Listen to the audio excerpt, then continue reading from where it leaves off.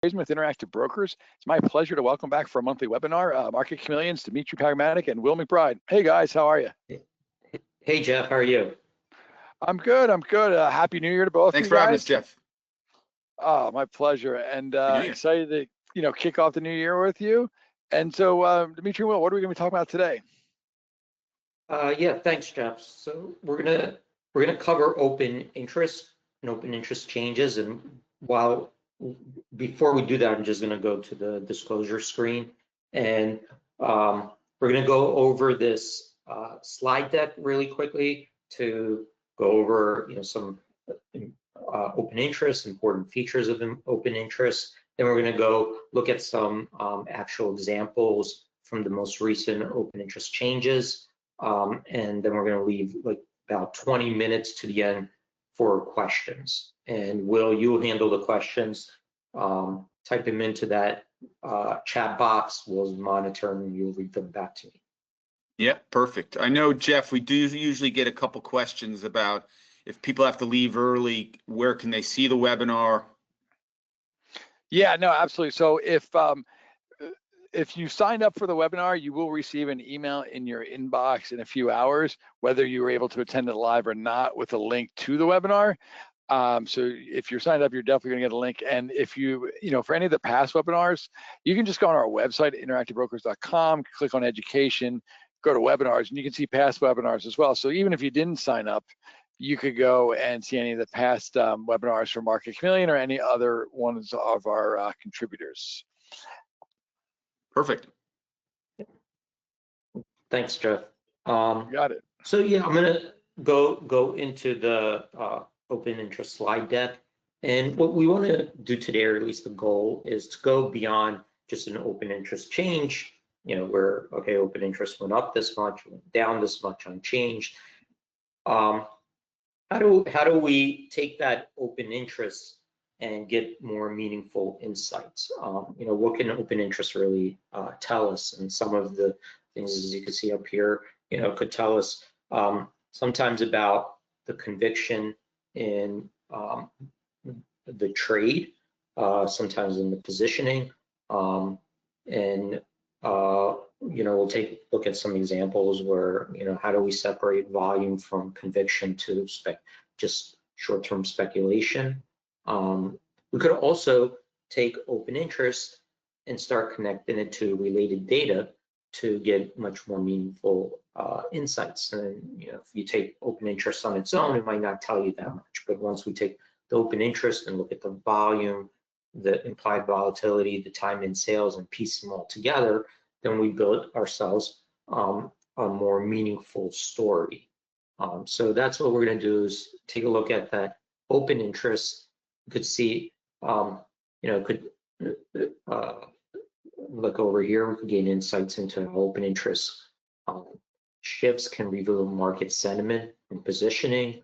We'll walk through some tools and track open interest changes and show you how to use this data to better understand the market activity. So real quick, the agenda, we'll talk about what is open interest, what is open interest, how does open interest give us some insights on conviction, not just the activity, but we're going to combine it with volume and open interest and see the conversion of the volume into new open interest. We're going to look at open interest increases, open interest decreases, and then we're going to drill down to the trades and what can the trades tell us once we look at the open interest from the top level, go down and look at it at a more granular level. We'll also take a look at the significance of a combination of open interest and implied volatility, tracking open interest over time, and then we'll jump to our examples. So real quick, open interest. When we look at option contracts, a new option that's listed starts at zero open interest. There's no trades, there's no open interest. When trading volume occurs, that could increase the open interest, and it's cumulative over time. So open interest not like volume where, we look at volume on the day and then it starts over the next day. The open interest accumulates over time. And when you think about, open interest, those are the contracts that are not yet closed. I think we're going to get into that in the next slide.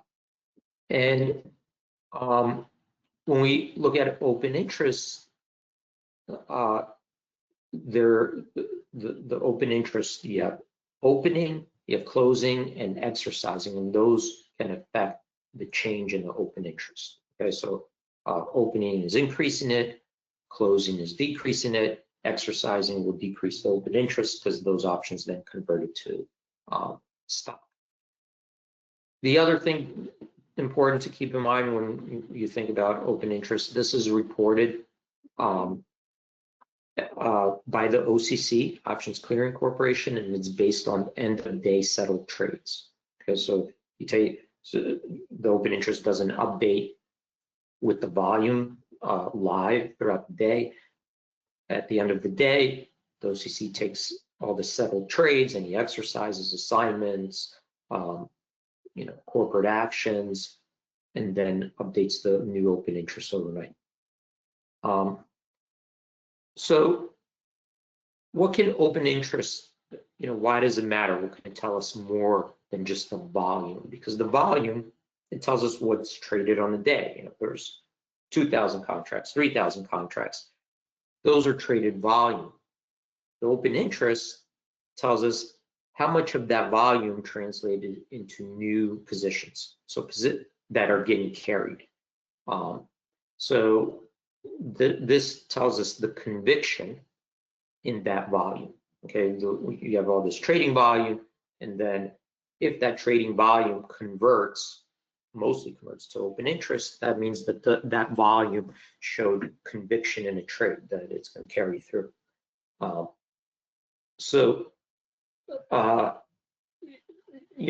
go and see some more examples of that today. The other thing is when we see a high volume, right? Let's say we have really high volume, 10,000 contracts, but the open interest the next day only changes by, like, say 200 or 300. Well, that means that not a lot of that volume converted to an increase in open interest, and it could be that there was a lot of just day trading or short-term speculation where traders were getting in and out of their positions on the same day, or there's just transference of risk going on, but not new opening positions in aggregate. Okay. When you see high volume and a high increase in open interest, well, that's telling you there are new positions that are being added in aggregate in the marketplace. So those are more longer term positions, because if you do a trade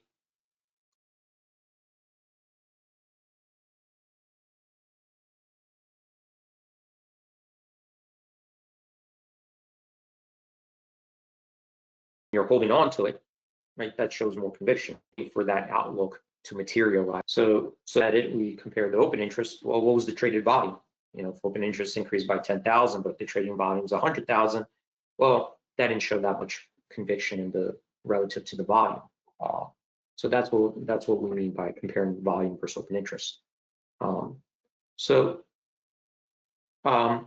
this is actually an example that I wrote of.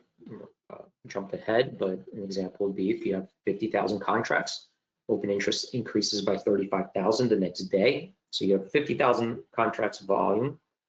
Next day you see open interest increase by 35,000. Well, it shows that the majority of those trades, more than 70% around, stayed open, right? They're traded, and that added to new positions in aggregate. A lower conversion would be, 50,000 contracts traded, and like I said, 100 contracts only increased in open interest. So what does open interest increase, open interest increases, what can it mean? It could be, new bullish or bearish positions. It could be, new hedges. It could be multi-leg strategy developments. So we don't know for sure. It could mean a lot of things. Sometimes we have better inferences or clues, but the open interest alone and increase doesn't give us those types of meaningful insights, meaning that we can't just say open interest increase. That means people are necessarily more bullish or bearish, or making that type of inferences just from the open interest alone. So you need more context.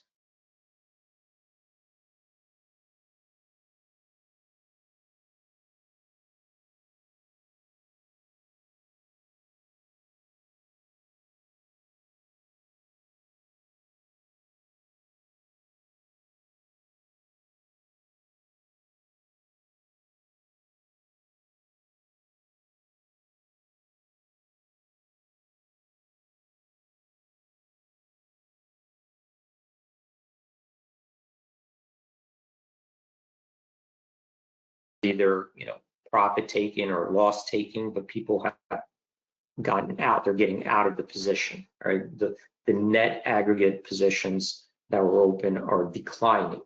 Right? This could mean risk reduction. It could potentially be a roll, so we'd have to look for clues for that. And it could be unwinding of trades either ahead of events or after events. Right, so like, for example, it's common to see that open interest will increase going into earnings. The earnings come out, the stock changes, the option prices change, and then there's a lot of trading the next day, and then we see typically open interest decrease, and that tells us that those positions were basically taking a position based on that event, the earnings, and then they exit. So it just so that type of thing makes sense because we see that pattern from quarter to quarter. Or if open interest collapses near a certain expiration or the near expiration, meaning that expiration something was going on, people are exiting, moving on.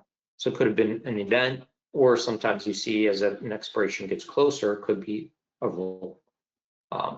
So another factor that we could include is, yes. I'm so sorry to bother you.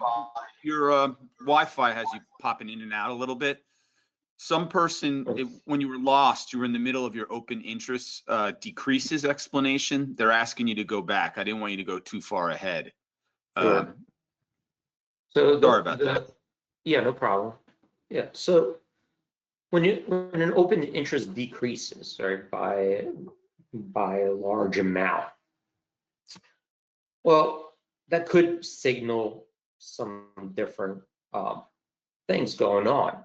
It could mean that something happened and there's profit taking, could be loss taking, but it's exiting a position in aggregate, right? So whatever happened, the position is being exited, risk reduction.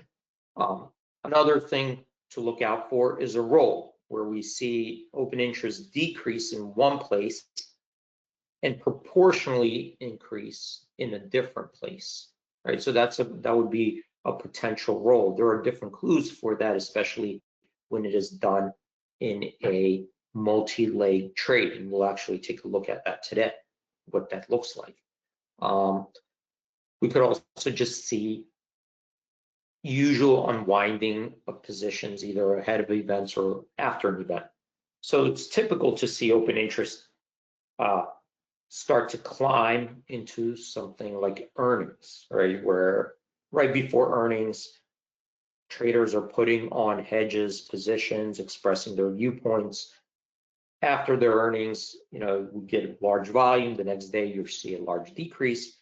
That's because those traders are now exiting their positions, moving on, because the intent of that trade was that earnings event. right? Then they exit it, they have no more conviction or outlook beyond that, and they move on. So those are types of things to look out for when we see a large decrease in open interest. With time and sales, that could give us a more granular view where we connect the open interest and then go back and see, well, what traded on the day, right? So then we go and see what was the volume like. So for example, let's say, there's, a large volume that increased the open interest. We could go back and look, what did the trades look like? Were they large block trades or a lot of small trades? Were the trades based on single leg trades? Were they multi-leg trades? Because that gives us different information about how that open interest changed. We could also look at, how did the trades get executed relative to the bids, the offers, the mid, the implied volatility. So all these are factors that will build the story of, what happened when this open interest changed.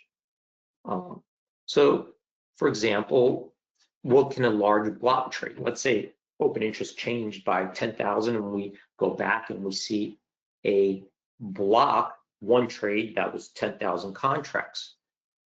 Well, that's telling us that there was, one party, two counterparties that executed a large trade. That's like an institution, could be an institutional position. To deliver for whatever reason, strategic. It could have been part of, their hedge. It could have been part of like their strategy, but that's coming from one large block trade. We could see 10,000. We could see on the same 10,000 open interest change. Looking at different volume, we could see that there are lots of small trades that added up. We could see a volume of 15,000, but they all look in the time and sales. 5 lots, 10 lots, 1 lot, 2, but many of them coming in and dispersed throughout the day.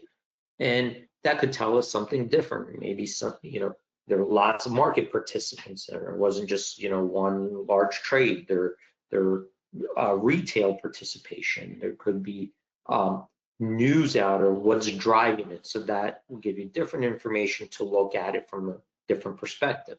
It could be a reaction to news, a reaction to some market event, momentum, but that story is much different than a block trade. What about identifying multi-leg trades? And this is a little bit harder because, and we'll show you today, how to do that, but you have an open interest change in a contract, but that could involve a multi-leg trade, meaning that there's another leg to it, right? That it wasn't just this option alone that was traded. It could have been a multi-leg, 2, 3, 4 more options that traded simultaneously. And what we'd have to do is find those and compare, well, if these are multi-leg trades, how did the open interest change on both sides to paint us a better story? So that one's a little bit, involves more work. We'll show you a tool how to do that quickly. But that is an important part of understanding the story behind that open interest change. Okay. We could also combine open interest with the implied volatility. So for example, let's say we're seeing open interest increasing, and at the same time, we're seeing implied volatility increasing. Well, that's telling us that traders are paying up for more premium, right? There's a strong demand for option premium, implied volatility is increasing, and they're staying committed to that option, right? They're buying it, open interest is increasing, and if that continues, that there's more conviction behind it. But we can see open interest increasing and implied volatility decreasing. So it could just mean that there's supply of options or sellers entering the market, and it could signal that there's strategies of selling. You know, sometimes we get buy rights coming in that could push the market down with new open interest. Sometimes it's hedging, you know, premium selling. So if there's an imbalance that way, we may see open interest increasing and the implied volatility decreasing and getting knocked down. Especially, you know, you could see compare the IV versus the outstanding open interest, and that will give you a different signal.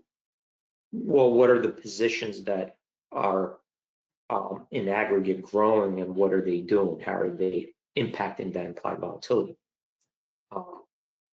Another thing where open interest and implied volatility could be meaningful is we could track where is the open interest increases historically, and what was the implied volatility that those levels traded at, right? So in essence, we're getting where were the largest trades that led to more open interest, and then we could track where were those implied volatilities and how are they now. You know, so think of, you know, similar to VWAPs, where we trade when we reference, well, what was the volume weighted average price of this stock in this hour, 2 hours, or this day. We could do the same thing with implied volatility, which gives us a better understanding of fair value of where options traded on a relative basis, relative to that option's implied volatility. Okay. And open interest itself is something that you could track over time or historically to build a better picture. If you look at it one day, it might not tell you as much, but if we took an open interest in aggregate and then started looking, well, how did we get here? That could tell us a bit better story. Look, we talked about, you know, the before and after events. Is there persistent accumulation? Are we seeing, you know, spikes in open interest, or are they done, you know, on a regular basis or sporadic, or sudden reversals? So sometimes patterns in the open interest can tell us a lot too. You know, we'll try to find some today and see if we could spot them. So having said all that, you know, let's take a look at some examples. We'll take a look at large open interest changes. We're going to compare them to daily volume. We'll drill down. You know, we could see if we have time to identify block trades or spreads, how the implied volatility changed, and tracking over days. Okay, so real quick, important, open interest, it does not tell us on its own, you know, direction, bullish or bearish. It doesn't tell us about traders' profitability or traders' identity or timing expectations. It's a piece of information that, taken into context, can tell us more about the trading activity in the marketplace. So it's important to understand those limitations. It's also looking at end of day settled trades. You know, there's ambiguity between hedging and speculating. There's event-driven noise, pin risk, and so on. So there's, you know, lots of things to know about open interest and, you know, some of the risks involved when you're interpreting them. So lastly, the key takeaways. What is open interest? Those are open positions that are increasing with risk getting carried forward. Volume tells us the activity. Open interest tells us the commitment in that volume. If we combine open interest, volume, implied volatility, this can help us explain positioning. And time in sales, the trades, that lets us drill down more granular of what was that volume like that led to this open interest? All right, so let's now move on and see some examples today. So I'm going to start out with multi-legs, right? Because we talked about an open interest just from the perspective of a single option, but I'm going to take a look at the open interest. I already set this date to the previous day. So keep in mind, if we're looking at today's trades, all right, so these are today's spreads that we're trading, but we don't know what the open interest is yet, right? Because today's trades need to settle. Then the next day we get this open interest update. So we got to work a little bit backwards and look at, well, what are the positions? Because these are relevant positions, they're open now or closed. But what happened in yesterday's multi-leg trades? And how did that impact the open interest? So let's just look at this first one here. This one, it was an FISB. There's a trade, a strip strangle, and then January 16th, 65 put, 70 call. This is looks like it was even a ratio. Oh, it was a strip strangle, so 1/2. And when we go here, we see that this indicated that it was closing. So let's take a look at that. I'm going to open this up, and I'm going to open up the legs. So when we open up, we get all these details here. This is the trade, but I'm going to show you what that looks like. So here, these are the legs: the Jan 1665 put, the Jan 1670 call, right? And what we see is that 46,000 of the call traded, 87,000 in the spread of the 65 put. Okay, so this was a strip strangle because you did 1/2, right? So a regular strangle would be 1/1. When you do a 1/2, we call it a strip strangle. But the open interest decreased. Look, 85,000 on this line. And keep in mind, there's probably more trades than just this one spread, but we could surmise that this big spread had a big impact. 46,000 decreased in this call. So what this tells us, these indicators, that this trade itself was a position that looks like was executed earlier and now exited that position. All right, so that's what this is telling us, that this looks like there was a position at one point. It was put on, and yesterday's trade, that was exiting that position. Okay, let me take a look if we could find it historically. Yeah, so this looks like it was put on December 11th. Okay, and yesterday it was taken off.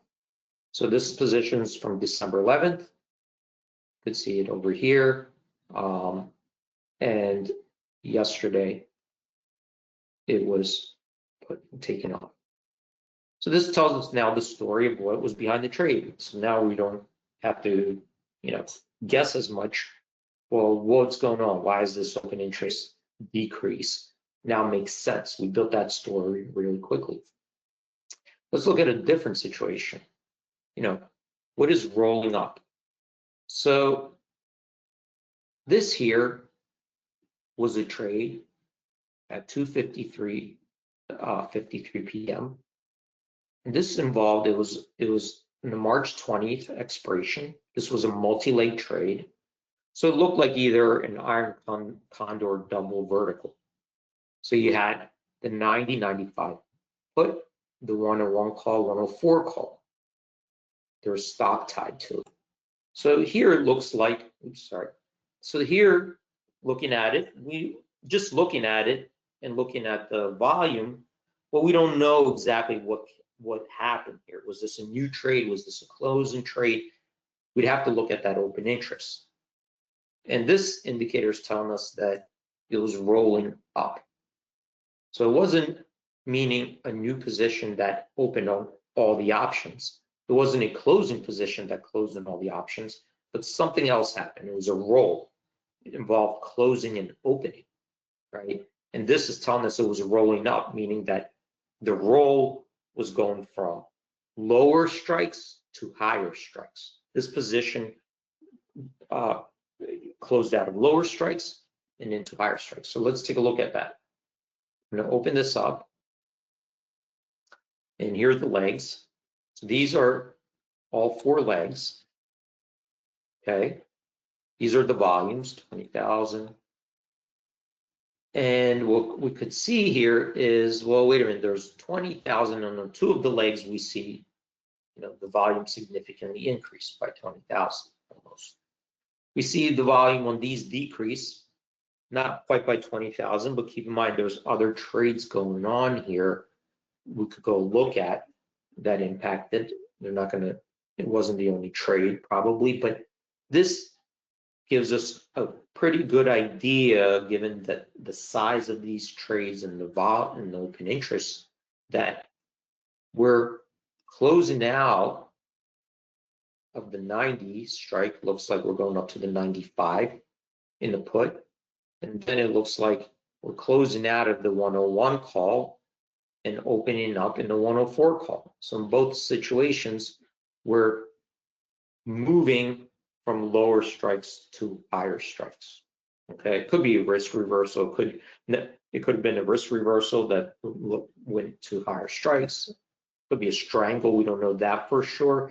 We could go look maybe deeper into it, but this was a position that rolled up, meaning that we don't see an opening position in all 4 legs. Because if those are, if this was a new position in all 4 legs, we'd see a bigger increase. What we're seeing is declining and increasing. Okay, so that's rolling up. Let's see another one. This one's opening. So opening would just look like this. Here's a call spread, March 20th, 61.63. Let's open that up.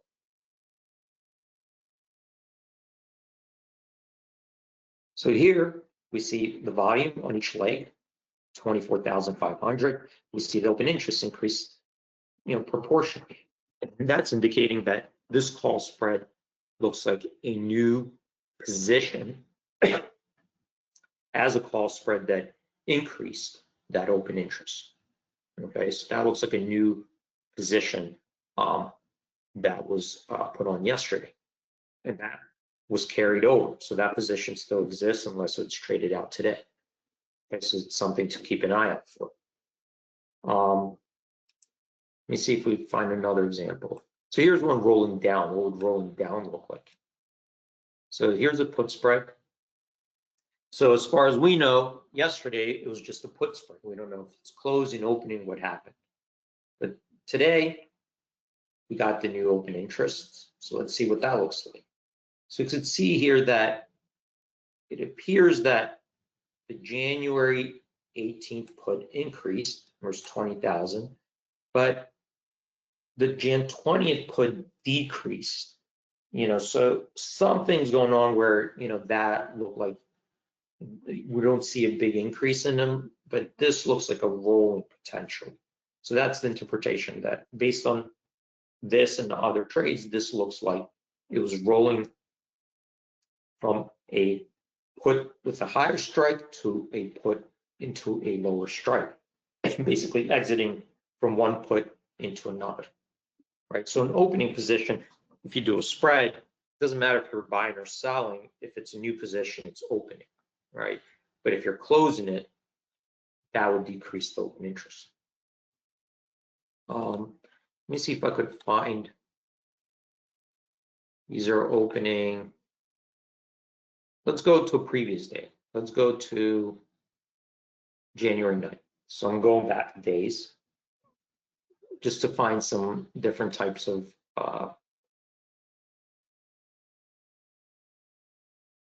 okay, so here's one rolling up and out. Okay, so what is rolling up and out? We see the trade here. It was a double, it looked like a diagonal double call spread. So it looked like a call spread, all in one trade, multi-leg, in January 9th, in a 30.5, 32.5 call, and another call spread January 16th, 31, 32 call. So what happened there? Our indicators, it was rolling up and out. Well, rolling out means we're going from one expiration, exiting, and going into an expiration that's out further, more days to go. Rolling up means we're going up in strikes, not down, but we're opening positions at higher strikes. So let's see how that looks like.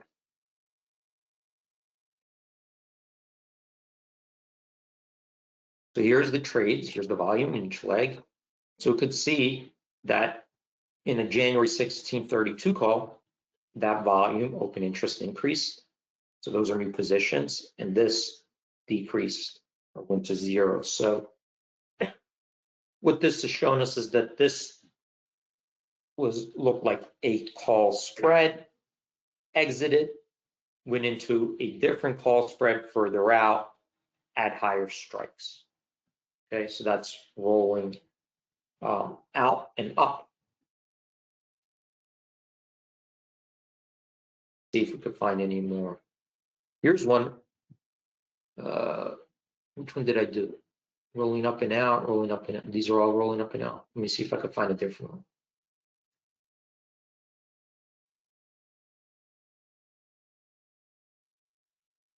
All right, how about the rolling down and out? So rolling down and out would be something where, oh, this actually looks,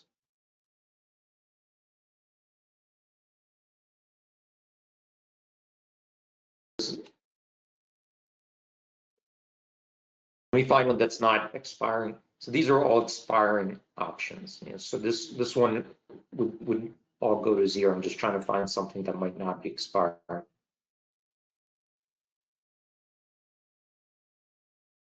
Right, but I think you guys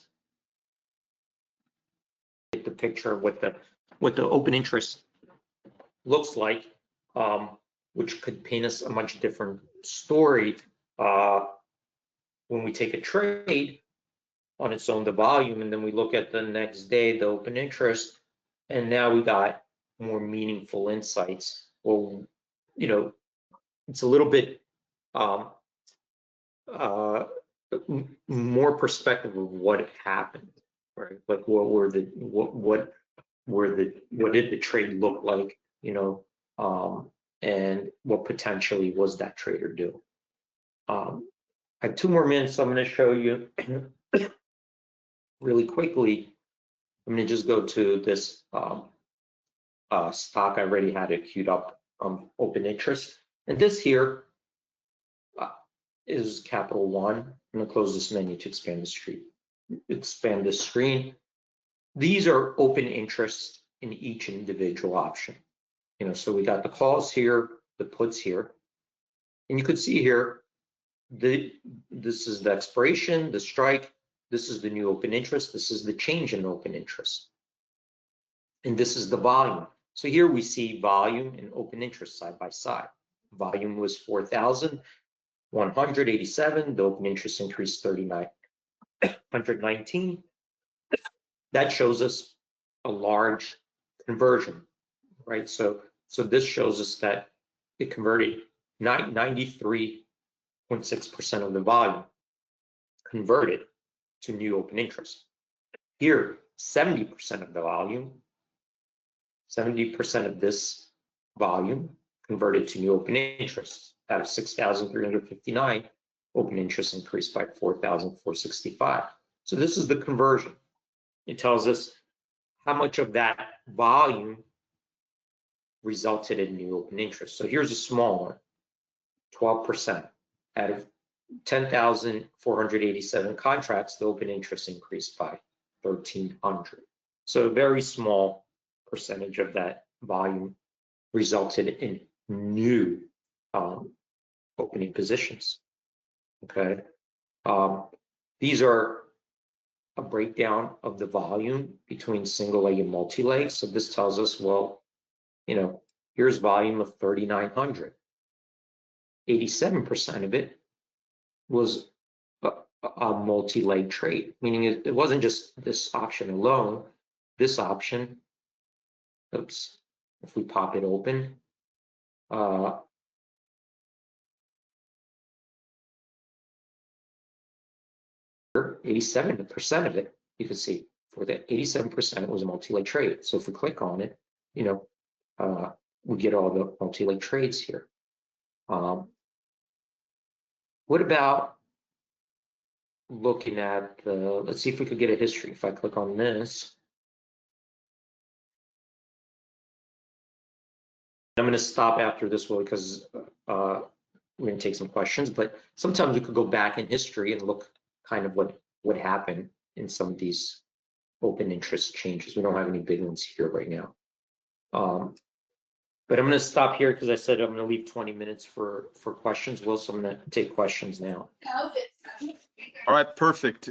First question was, I noticed that round numbers on the SPX 0 DTEs have a tendency to have the most open interest. Do you know why that is? The round numbers? You mean I like noticed that round numbers on SPX, I don't know if that's the round strike prices or round numbers on the SPX 0 DTEs have a tendency to have the most open interest. Why is that?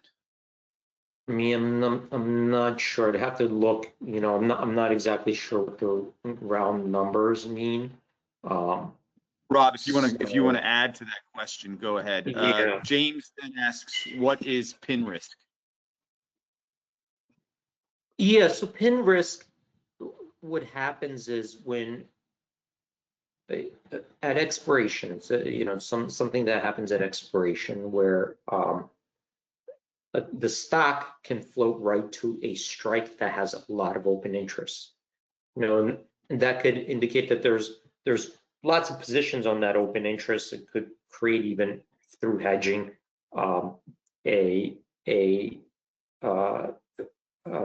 pressure to that strike. But a pin risk in general is based on an open position in an option. It could be a short or a long, but you know, let's say it's a short, and if it closes right at the strike, well, you're not sure if you're going to get assigned on it or not. So that's what the pin risk is like, well, I'm not sure. Like if the option's in the money, you know, it's going to automatically it's going to convert to stop, right?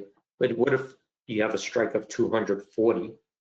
You're short that option. If the stock closes right at 240, you're not sure what will happen, if you're going to come in with a stock position or not, because that will depend on the other side if they decide to take action and exercise their option, right? So an option won't be exercised automatically if it's right at the strike. Then you would have to go in there and decide.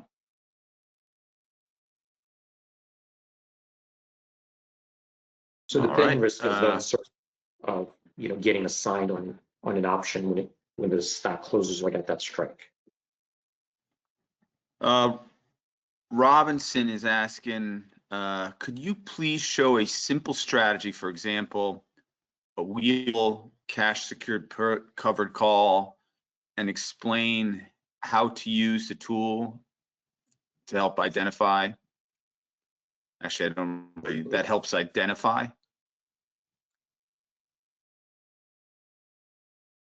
I mean, I'm not sure if that's with open. Is that a question regarding open interest?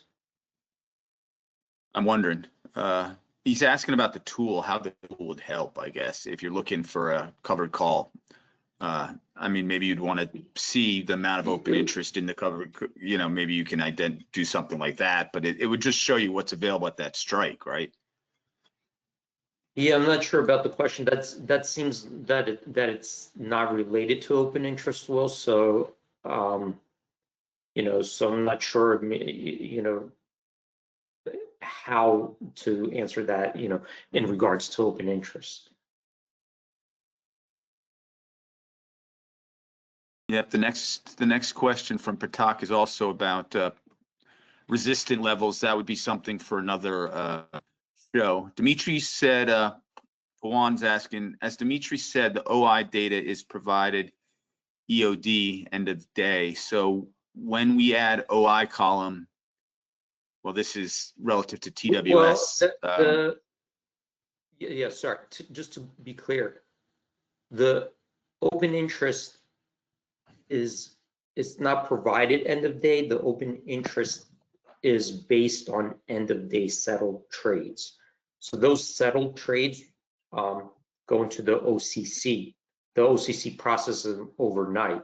Usually it's the next morning that the OCC gives the new update. So it's based on end of day settled trades, not updated at end of day.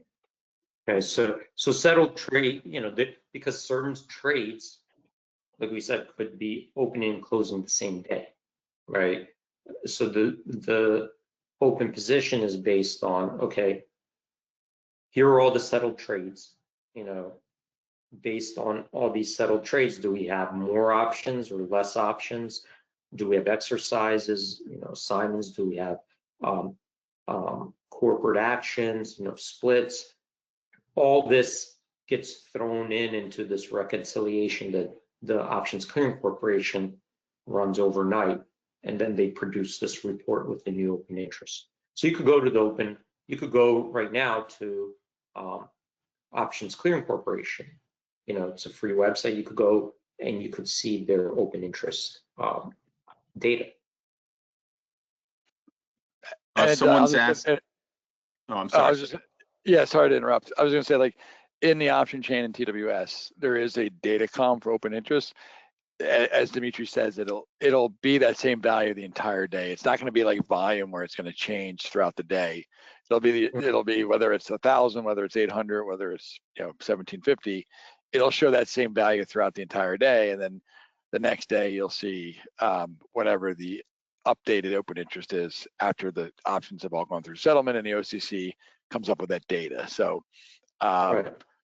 It's not like a live updating like market data where it's changing on any format. Open interest is basically for the day is what it's going to be, and then the next day it'll be something else depending on the T-1's trades basically. Yeah, exactly. Because when you think about when the options trade, they trade on an exchange. The exchange, we have, I don't know, like 16 exchanges. They report the transaction. So here's a trade, here's the volume, gets reported to the broker. So you got all these exchanges, and all these different brokers, but then they submit everything end of day to the OCC, so that's where the reconciliation happens. They tell you these are the settled trades, and then they take that information and give you a new open interest. Well, I got you both on. The question is, how do IBKR customers access this Market Chameleon tool? Yeah, so you can go onto our website and go to pricing and then research and data, and then you can either see more information about that, and then you can go into your client portal and sign up for Market Chameleon. Which I guess, Dimitri, you probably know a little bit better, but I believe it's a free trial. There's free RSS feeds regardless, and then there's like a subscription.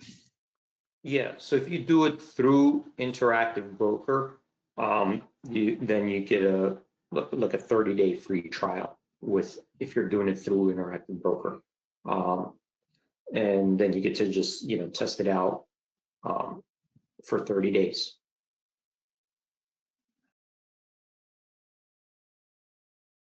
We got a question from Alex about the slide deck. Is that available to everyone, Jeff? Yeah, absolutely. So on the GoToWebinar, there should be a button under the question area that should say handouts. The PDF slide deck should be in there. You can just download it to your computer and be able to keep that. And then also, I know you mentioned in the beginning, but I saw a few questions come by as well. This is recorded. If you're signed up, you'll get the email in a couple hours sent to you whether you're able to make it live or not. And if you forgot to sign up for it or ones in the past, you can always go to our website, go under education, go to webinars. You can see past webinars and watch any webinar that Market Chameleon or any of other contributors have done in the past, even if you aren't signed up for it.